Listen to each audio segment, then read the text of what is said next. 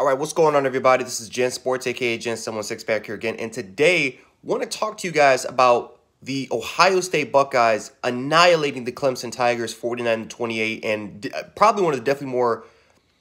I wouldn't say this is an upset, or I wouldn't say this is even shocking as far as them beating Clemson, but the way that they did it is the more shocking part about it. No one, including myself, no one expected the Ohio State Buckeyes to do that to the Clemson Tigers, but. I mean, you know, I guess you kind of reap what you sow, man. For, you know, Dabo Swinney, he talked a lot. I mean, let's be honest, Dabo Swinney kind of talked a lot. He had Ohio State, you know, saying that they're the 11th team in the country, and that, you know, pretty much no one kind of gave Ohio State any type of respect. I mean, Ohio State had so many things as far as having that big ass chip on their shoulder. I mean, you kind of had to deal with the disrespect of a lot of people saying that you guys didn't even belong there. You had the Clemson monkey on your back that you pretty much are 3. They are 0-3 against Dabo Swinney. They're 0-4 against Clemson overall. There's a lot of factors that happened, but last year's game definitely. You know, looking at last year, man, this was their game.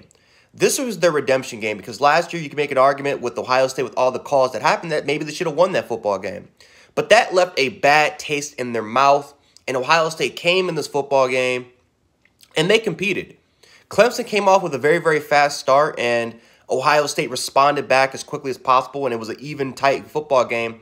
But you can just tell that something was up with Clemson the entire game, especially on the defensive side of the ball, right? You had guys, even with Skalski in the game, players were misaligned. There was confusion, lack of communication in the back end. They were very, very unphysical on the front. Something was going on with Clemson, whether if it was the lack of maybe it was lack of preparation, maybe it was something else. But defensively was kind of the more shocking part. Offensively, you know, to see kind of Clemson struggle a little bit, that's not shocking. The fact that Tony Elliott, your primary play caller, was not even in attendance in this game because of COVID.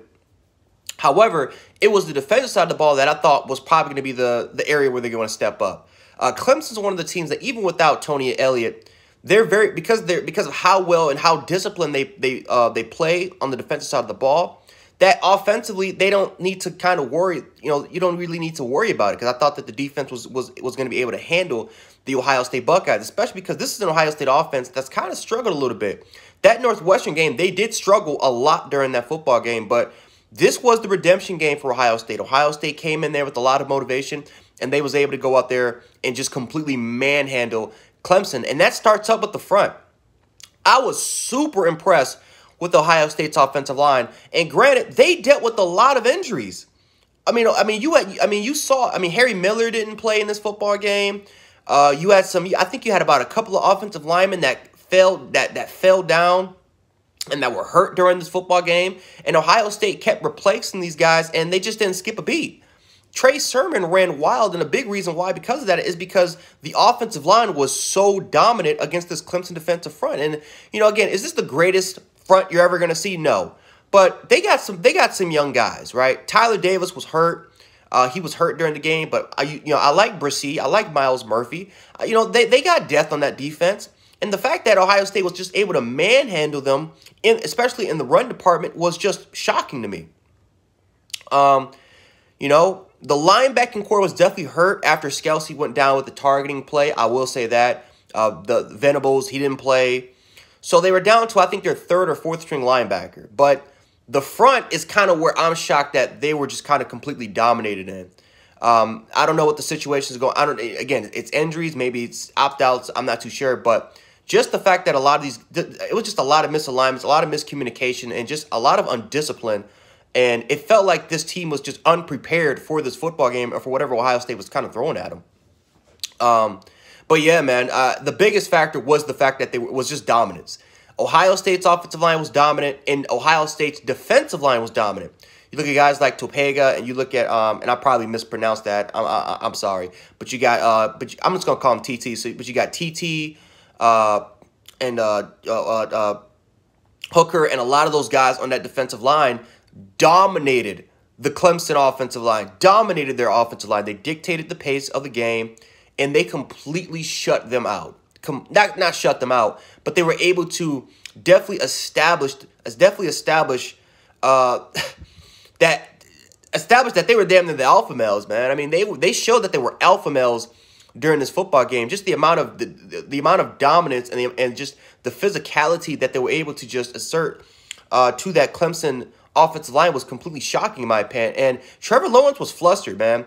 You know, Trevor Lawrence was very, very flustered. Looked like last year in the national championship game against LSU. Whenever there was a lot of pressure that was formulating, Trevor Lawrence just looked flustered. And, you know, you can just tell the timing to his receivers weren't quite as there. He started to panic a little bit more in the pocket. And, you know, Ohio State just brought the pressure. They continue to just bring on the pressure.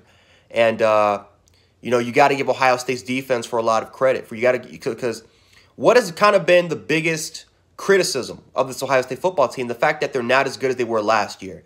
And even I said it. I thought Clemson was going to blow out Ohio State. And one of the biggest reasons why, because this is almost the same team, Clemson team, that went up against arguably one of Ohio State's best football teams of all time, as far as a talent perspective and how dominant they were throughout the 2019 season. And Clemson won that game. So I'm shocked that a lot of the players that were more as rotational or backup players were able to come into the football game and to kind of just establish dominance against a very experienced Clemson team that played in the national championship a year ago. So got to give a lot of credit to Ohio State, man, and especially especially their defense. That's just great preparation. That's just great coaching overall. But the player that I think deserves the most credit is Justin Fields. Justin Fields made himself some money today. And I don't know if he's going to be the #1 pick. I don't know. That still might go to Trevor Lawrence. But if Justin Fields goes with the #1 overall pick, I'm telling you, man, I would be very happy if he did, because that kid showed toughness. He showed grit. He showed heart today. That dude probably has a broken rib. He probably has a broken rib after the Skalski hit, you know, with the crown of the helmet to his rib. And he was out there clearly in pain. And he went out there and he showed out. That dude was in pain damn near the entire game. And I'm telling you, a couple days later, that kid's going to feel it. But he was able to go out there and put on a legendary performance, not just a good or great performance, a legendary performance. 6 passing touchdowns. The 6 passing touchdowns, 385 yards. I mean, just an amazing game. The accuracy that he was able to put, the strength that he was able to put. Again, he's injured. The strength that he was able to put on those deep passes were incredible. The accuracy, the fact that he was able to go through his progressions. And Clemson played a lot of zone coverage in this football game too, to try to kind of confuse Justin Fields. And Justin Fields was not fazed by it, man. Was not fazed by it. Now, you got to give credit to the Ohio State offensive line. They did a phenomenal job of protecting him. Even though Clemson was able to get a little bit of pressure, you got to give credit to that offensive line. Even with a lot of those guys that were down, Ohio State still seemed unfazed when it came to the amount of pressure that Clemson was sending. But Justin Fields played his ass off. There's no sugarcoating that, guys. He played his ass off, and you have got to give a lot of credit.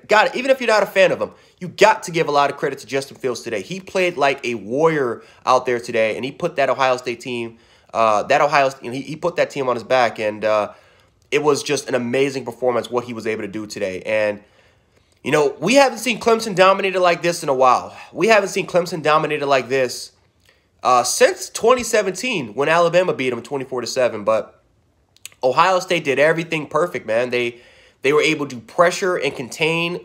They were able to pressure and contain and take away those design QB runs. They smothered Travis Etienne today. Travis Etienne had less than 50 yards rushing, in my opinion, I think, during this game. So they smothered him. They did not let that kid break out. This was just a phenomenal performance, man. They played this game damn near perfectly. And, you know, Clemson was able to get 28 points, but let's be honest, a lot of those points, you know, some of those points came in garbage time. At least the last 7 came in. Well, the last 7 came around like the last 10 minutes of the fourth quarter, but Clemson was able to assert, Ohio State was able to assert dominance damn near the entire game. And going into the national championship against Alabama, you got to feel great if you're a Ohio State football fan. You got to feel amazing.